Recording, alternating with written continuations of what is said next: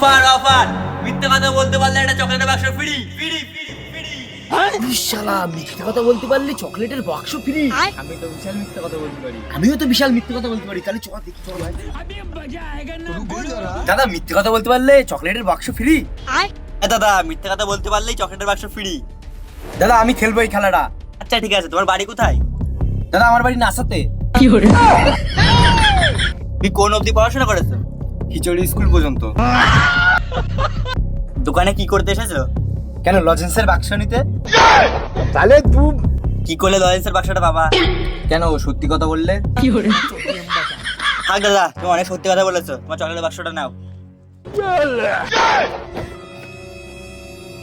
ও দাদা, কেকের বক্সের টাকাটা দিয়ে যাও। কেকের বক্স? আমি তো চকলেটের বক্স নিলাম। ওই তো সত্যি কথা বলে ফেললা। দাদা দাম কত? দাদা 200 টাকা। কেন?